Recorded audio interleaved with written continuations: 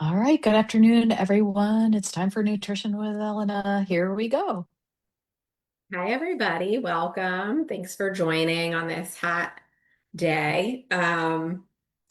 So we're going to talk about just like getting back to basics. So just kind of like a little overview of what our macronutrients are, a little bit of kind of like a, general like way of eating and just kind of talking about those basics that we sometimes forget about.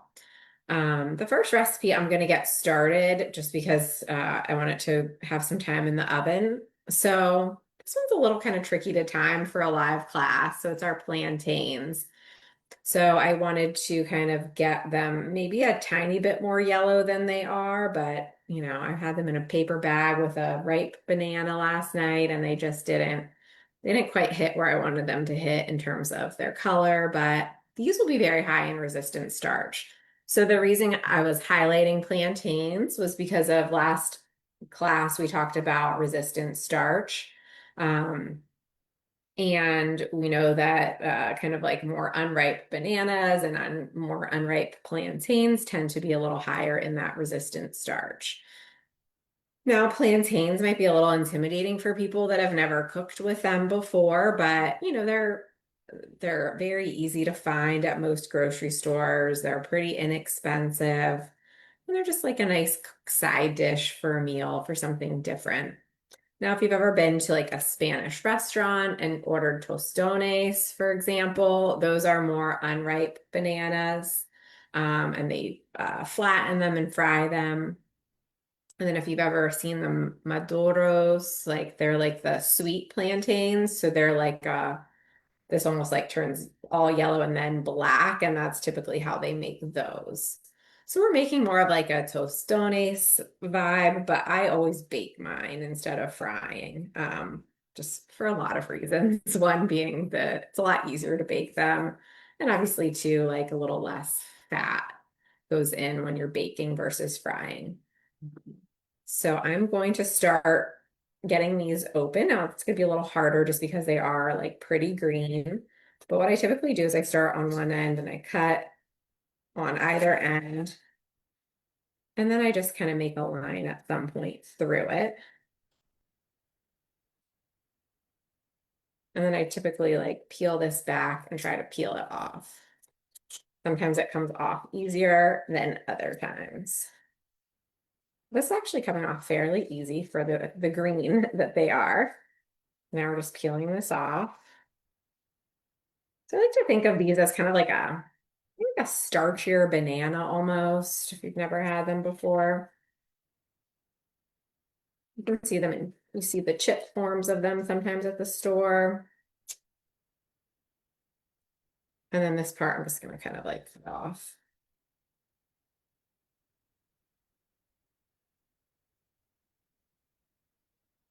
Great.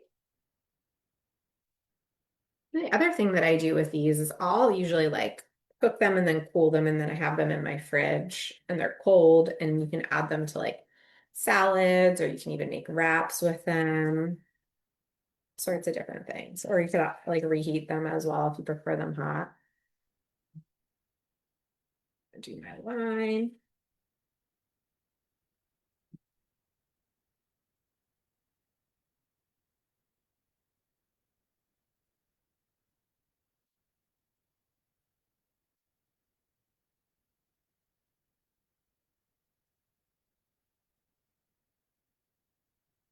This can also be like boiled. So sometimes if you have like a root vegetable like stew or something, like sometimes can't remember the name of it, but there's like a Spanish stew that you can buy, and you can actually buy Oya makes it frozen at the store. So it'll have like a bunch of like the different root vegetables that kind of grow more in like the Caribbean climates. And that can be a nice little soup.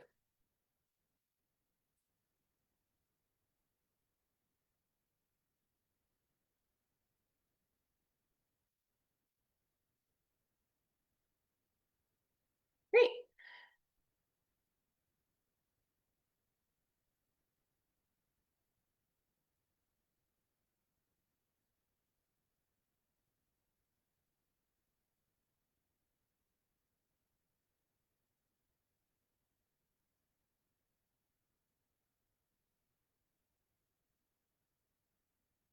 So we have our two plantains. Now we're gonna just slice them like in maybe like 1/4 inch slices.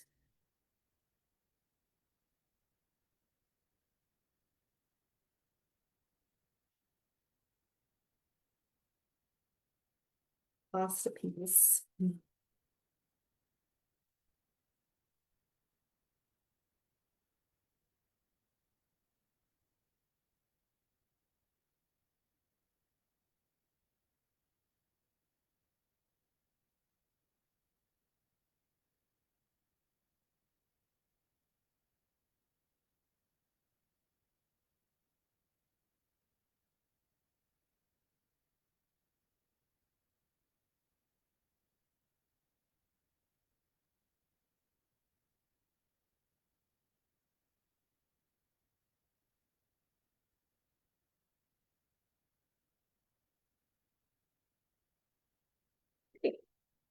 Now what I'm going to do is I'm going to brush a little bit of the bottom of my baking sheet with some olive oil.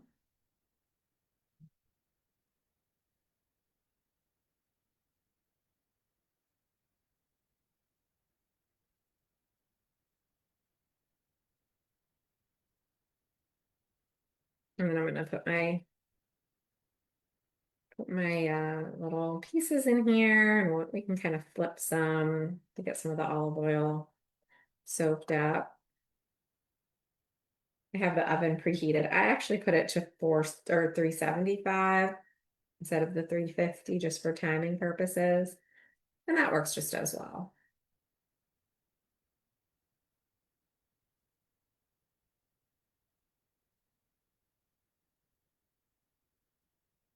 Just put these on, and then we're going to just brush the top of them.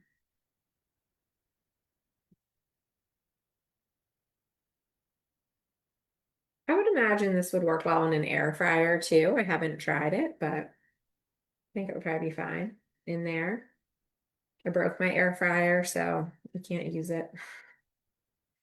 All right. Great. Now I'm just gonna just brush a little bit of olive oil on the tops of these.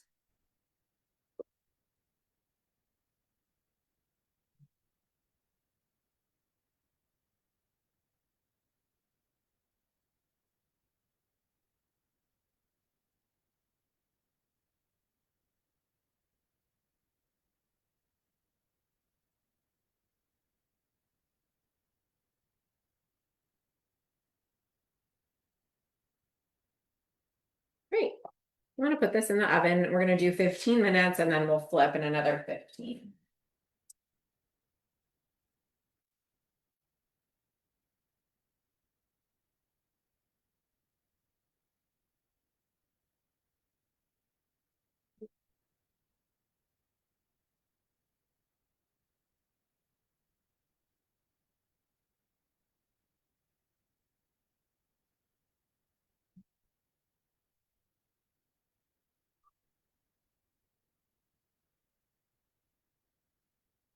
All right. Great. Great. So we're gonna do our slides now, and then when we're done with that, we'll get back into our second recipe of the day.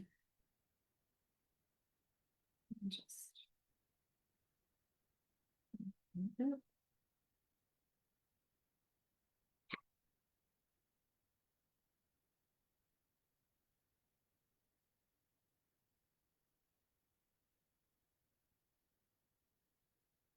feel like that's much. There we go. Now it's sharing. You guys can see that okay? I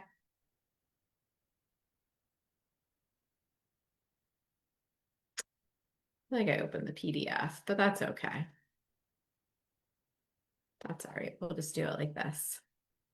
Great. So today we're going to talk about our 6 essential nutrients. So essential means that these are things that we need to consume for our health and continue life, basically. So carbohydrates, proteins. So carbohydrates are our main energy source. So it's like the preferred energy source of humans. Protein, also essential, help to build and repair our tissues in the body. Fats support our brain and hormone health. We know our vitamins regulate body functions, our minerals support our bones, muscles, and organs. And then water is obviously essential for hydration and life. So let's talk about carbohydrates a little bit. So again, we said that they're our main energy source and found in kind of most of all of the things that grow and that we have been consuming for a lot of years, our whole human existence. So our healthy carb sources that we like to focus in on are fruit, veggies, whole grains, beans, and legumes. And then we really like to try to limit the sugary drinks, the candies, the ultra processed snacks. So we talked about kind of ultra processed last month, and we were talking about how our bodies don't even have time to register the fact that we've eaten these foods when we're eating ultra processed snacks. So we're just able to consume a lot more than we normally would if we were getting those calories from a whole food source. And then obviously, like for our tips, we want to choose whole grains more than refined grains. We want to, choose whole fruits and vegetables more than like a juice or something like that. So really kind of like leaning in towards how these things are grown and trying to consume them as close to the way that they're grown.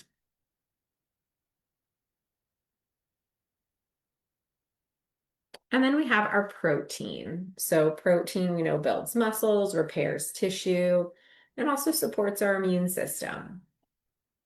So we have lots of different protein sources out there. Our best ones are like chicken, fish, eggs. We have like Greek yogurt, cottage cheese, just regular cheese has some protein as well. Beans, lentils, nuts and seeds, tofu and tempeh. And then even for other veggies, there's always some type of protein, even in like broccoli and carrots, just a smaller amount.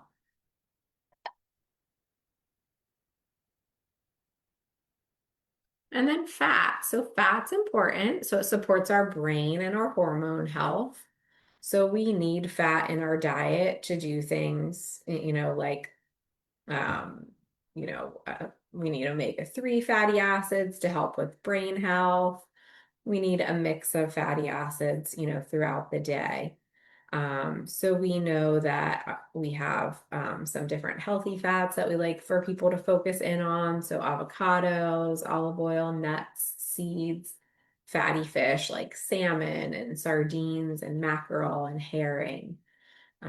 We obviously want to limit fried foods as much as possible, trans fats, and excess processed foods. So a lot of times with those ultra processed foods, we find that there is, you know, fat that we don't necessarily want to be consuming in those foods.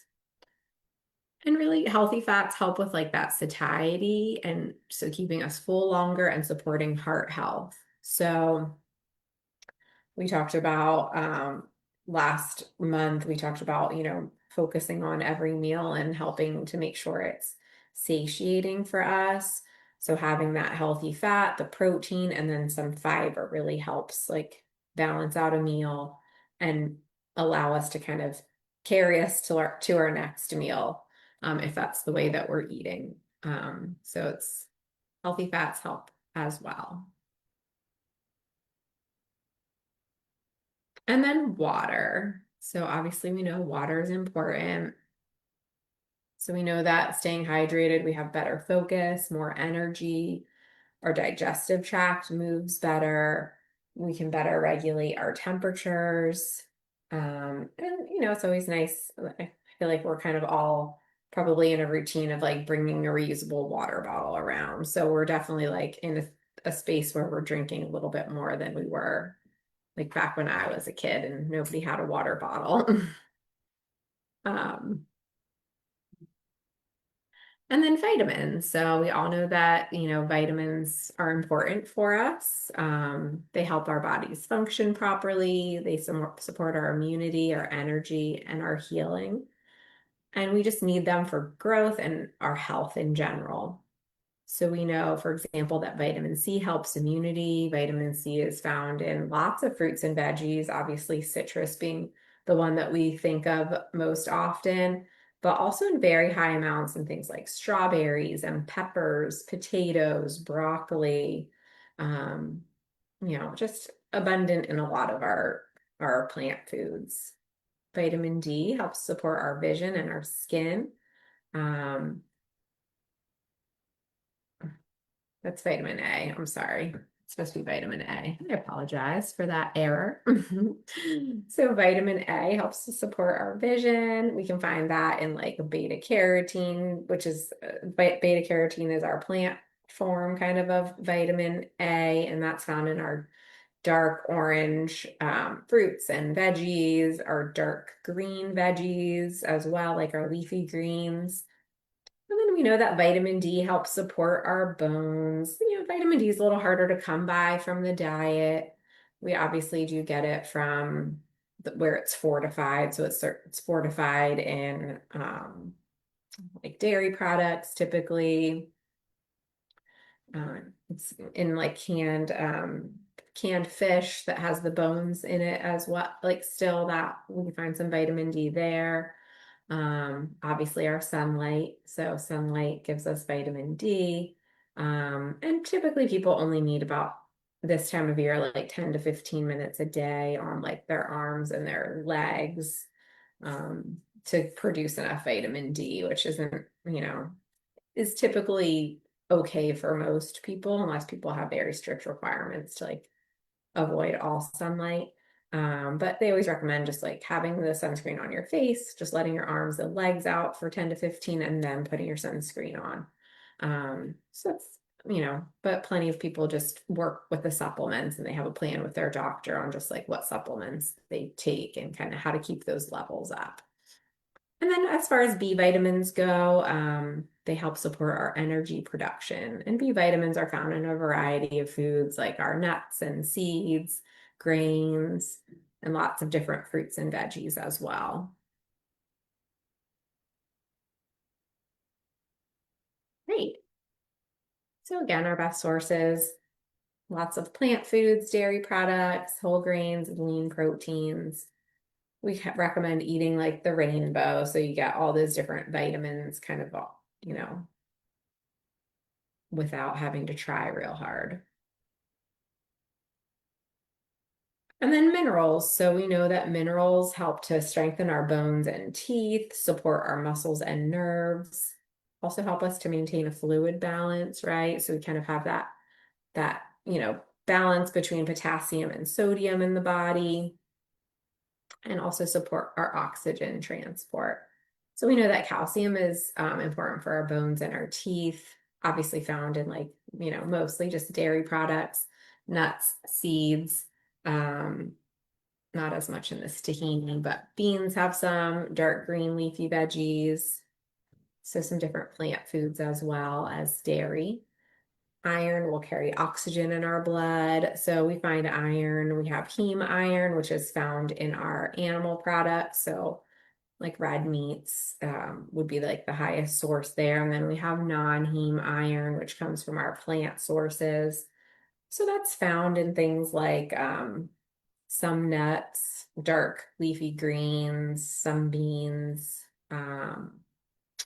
blackstrap molasses has a good bit of iron in it. So we don't absorb the non-heme iron as easily, and we always want to pair it with something that has vitamin C because that does help us absorb it better. So we went through those vitamin C rich foods already. And then sodium. So sodium helps regulate our fluid balance. We have to have some sodium, but maybe not overdo it with sodium. Like I do find a lot of people are doing a lot of the packets, like the hydration packets now, and we just have to be aware that like some of those have 500 to 1,000 milligrams of sodium in a packet. So I think they're great for like a little bit of flavor and like a tiny bit of sodium if you're just putting a little bit in, maybe like a little sprinkle into your drinks. But if people are using like a couple packets a day, that could be problematic.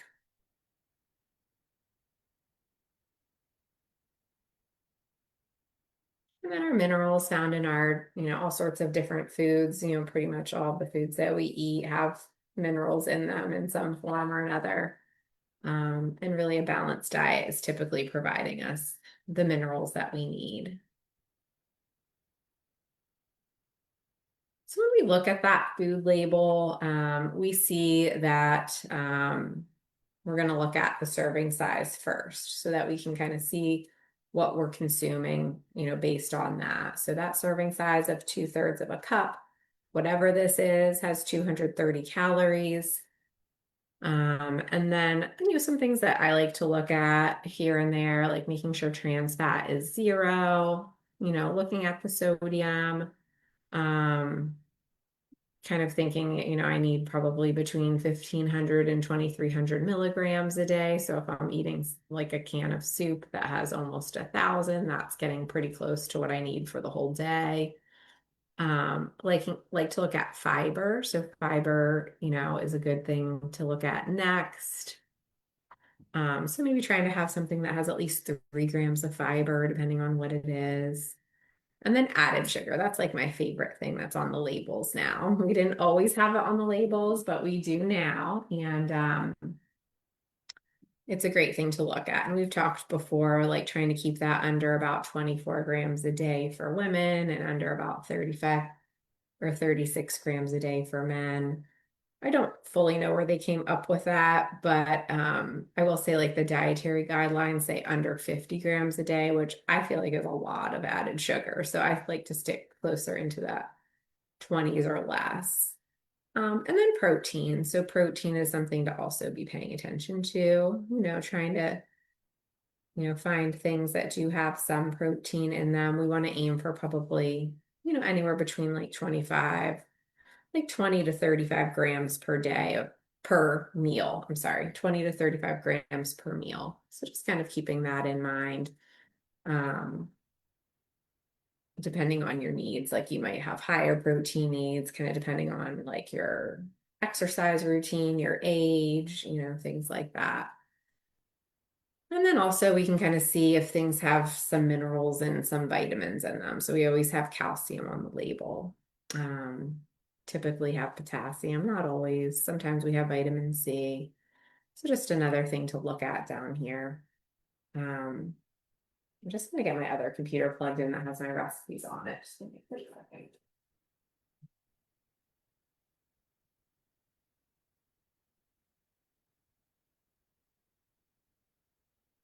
There. Heard the sign that it was gonna turn off in a minute. Okay.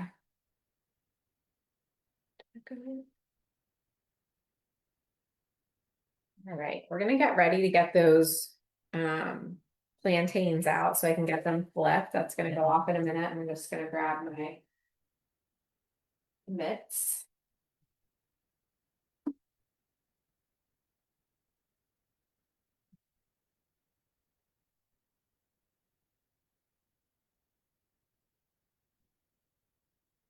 You can kind of see what they look like right now. We're just gonna do a little flip.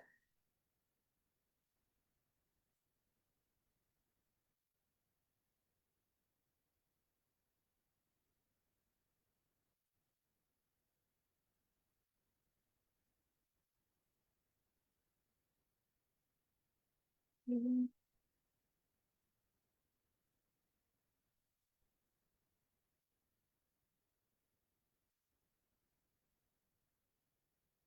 You're gonna notice they are a little on the dry side, which is just gonna be kind of what happens with this. You could cover it with a little bit of aluminum foil to keep some of that moisture in. We heard you. We heard you, timer.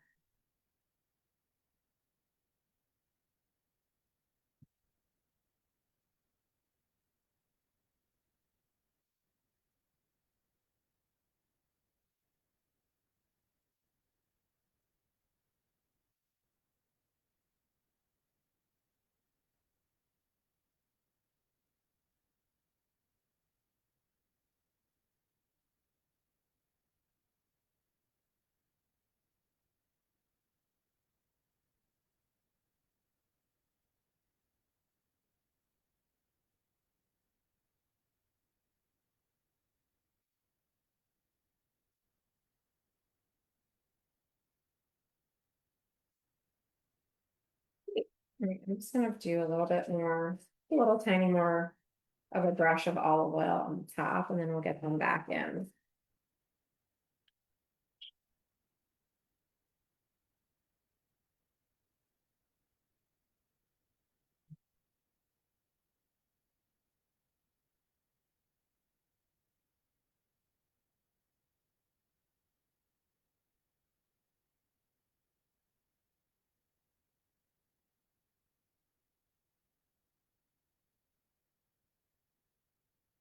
We'll throw these back in for another 15.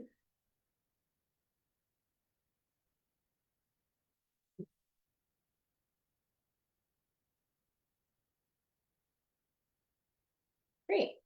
All right.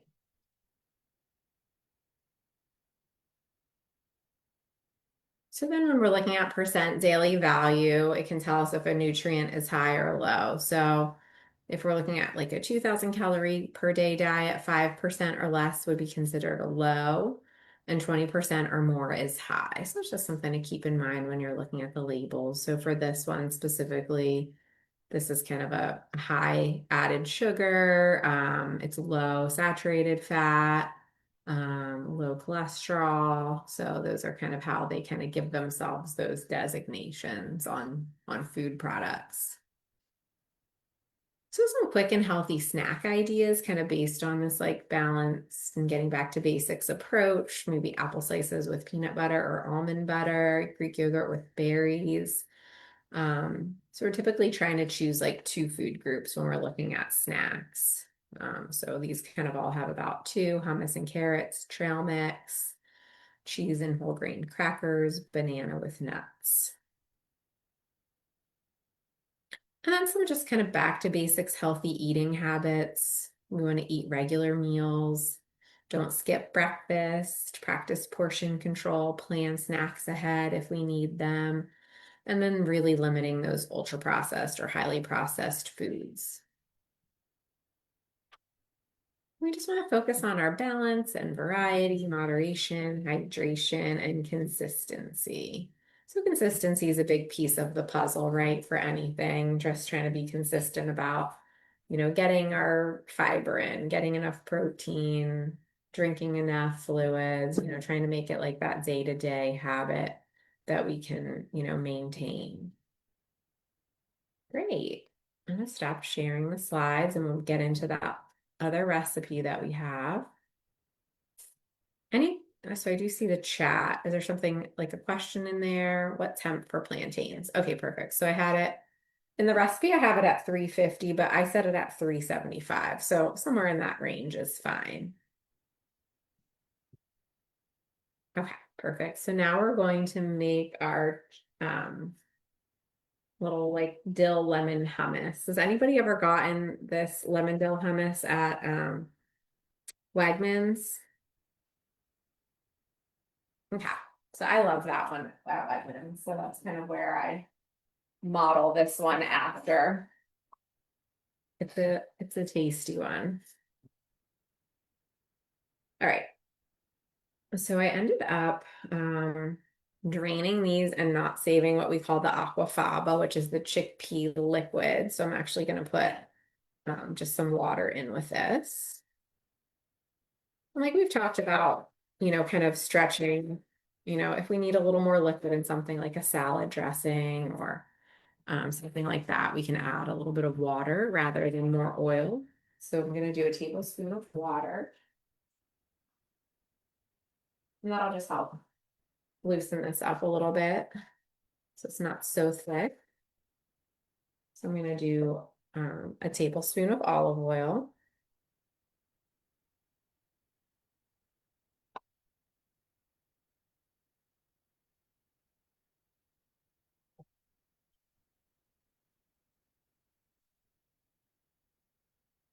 I'm going to do 2 tablespoons of tahini.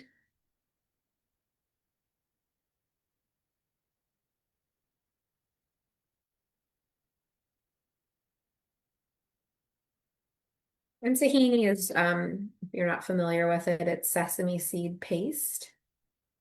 So it's kind of like sesame seed butter.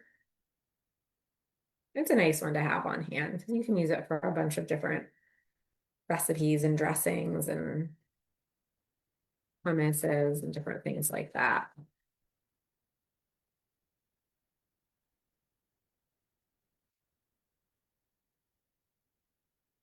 Mm,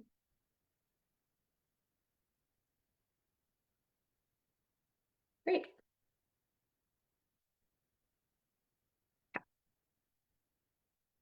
Now we're going to do our lemon. So I'm going to zest half of this lemon right into here.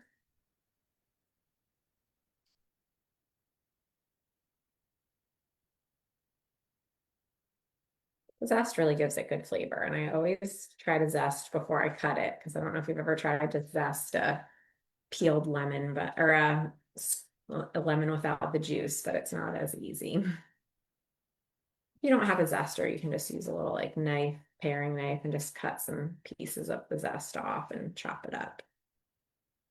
Great, so I did half of that. And then I'm gonna squeeze half of the juice.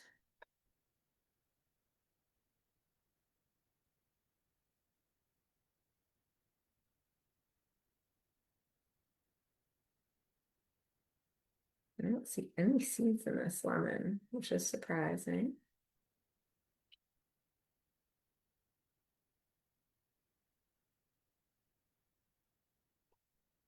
Great. Now we're going to do about a tablespoon and a half of dill. You can also do dried dill, and I think I did about a teaspoon of dried dill when I made my recipe, or maybe 1.5 teaspoons. Yeah, this is the dried dill. I'm sorry, 1.5 teaspoons of dried, or like probably about 2 tablespoons of fresh.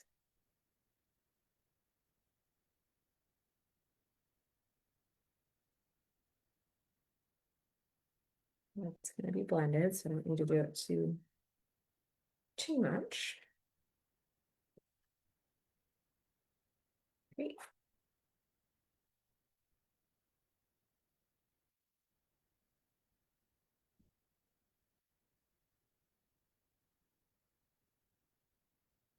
We're just going to do a little bit of salt. So we're going to do about a 1/4 teaspoon of salt. Now I did use the low sodium chickpeas, so that'll bring that total sodium content. So it's only about 75 milligrams per serving, which is good.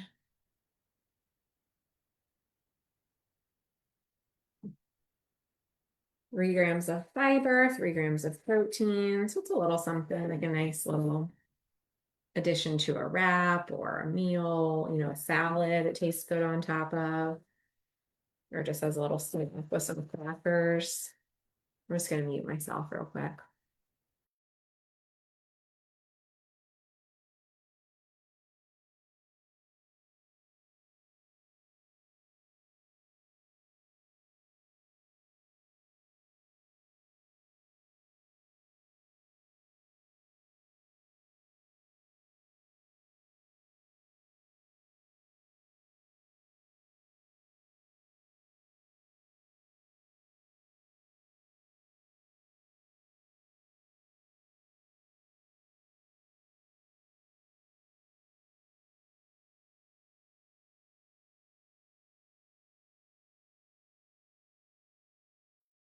Great.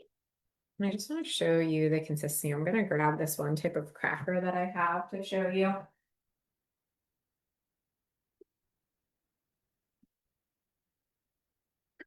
Has anybody used the Mary's Gone crackers before?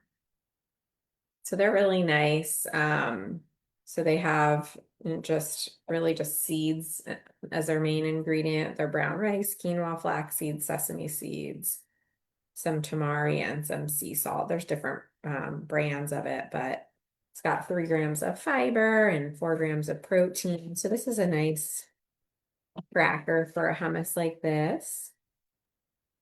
Where did you buy those crackers? Like, where do you find them? I got them at Giant, but I've seen them at Wegmans.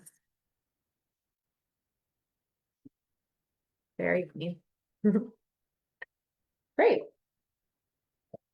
So those are our recipes. I'm going to actually pull that out in a minute, and actually 5 minutes. But does anybody have any other questions right now? I have a goofy question. I thought of it last night. I actually wrote it down so I would remember this morning. But I keep seeing all these commercials for Metamucil Mhm. talking about your and I know it's the fiber content, but talking about supporting, heart health and cholesterol and all of that. Does Yeah. it do anything more than like the flaxseed meal or other forms of fiber supplementation? Yeah, let me actually grab you the brand that I have because it's not, we don't always have to use Metamucil specifically. Um, Mhm. Flavored, a little bit of a weird, like some people don't like the taste, but we could just get plain psyllium husk fiber. Oh, right, yeah. And that's the main ingredient, right, in the Metamucil, Yeah. I think. Yeah. Just psyllium husk. So for a tablespoon, there's 6 grams of soluble fiber. So it is Okay. hard to get that amount of soluble fiber in other things kind of in one sitting. So Right. Yeah. nice. It is a nice addition to use. Um, you can certainly like get that throughout the day from a combo of different things, but for people kind of specifically wanting something like I find it like just more reliable than maybe like our day-to-day diet and getting the total amount, Mhm. of fiber in. So for people specifically looking to lower that cholesterol, this can be really helpful because it does bind up the like the bile acids, and then we don't make as much cholesterol, and we so that is a big thing with the soluble fiber specifically. We do Great. need a bit more fluids just because it does also Yeah. suck the fluid in our system. I did. Thank you, Elena. Yeah. Sure. No, I made the mistake the one night of eating like I had like chickpea pasta, and then I like had a tablespoon of this, and I like woke up in the middle of just feeling like that left my stomach. It was all just like stuck there. I'm like, okay, I can't do that again. And that the soluble fiber you would just mix it in water and drink it. Is that how it's typically taken? It's like, yeah, exactly. It doesn't taste great, but you can get it. I mean, I feel like nothing. It just doesn't taste great in general, even if it's like orange flavored or plain. It just, you know, it's a little weird of a texture, but yeah. Um, I've seen people like maybe mixing it into almost like an applesauce consistency, but I do feel like it's almost a little, it can be a little risky because it's not, if it's not dissolved enough, it kind of can kind of get stuck a little bit for people. Oh, So I would, yeah. I would do it in like a full glass of water, like they recommend. Okay. Yeah, but it does gel up. There's also a fiber called acacia fiber that is also like pretty high in soluble fiber. Now that one, actually I have that too. I'll show you. I have all the fibers. Acacia fiber. That one, it doesn't break down how much soluble fiber, but I know it's decently high too. Um, but it does mix a little easier. So that's, Okay. yeah. Acacia. Okay. Thank you. Yeah. Sometimes like it's even like if you're traveling or something, like if you don't have it like all the time and you're usually eating pretty well where you're getting all the soluble fiber, but if like over the holidays or you're traveling or something, you could always have something like that on hand. And even Metamucil makes different forms of it, like the wafers, they have different products. Yeah.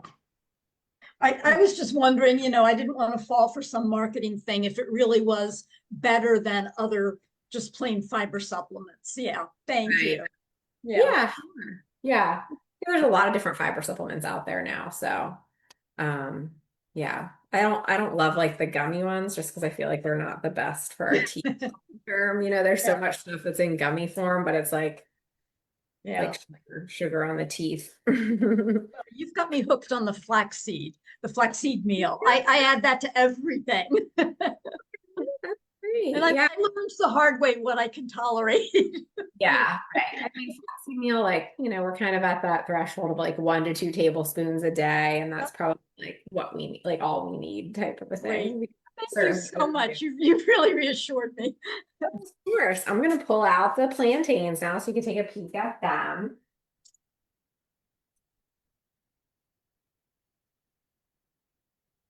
So we have them here. I'm gonna just sprinkle, I like to just sprinkle a little salt like at the end. Not a ton, just a little bit. Just break one part to show you real quick.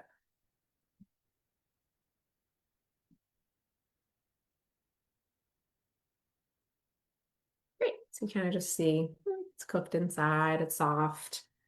So those are our baked plantains. Great, does anybody else have any questions?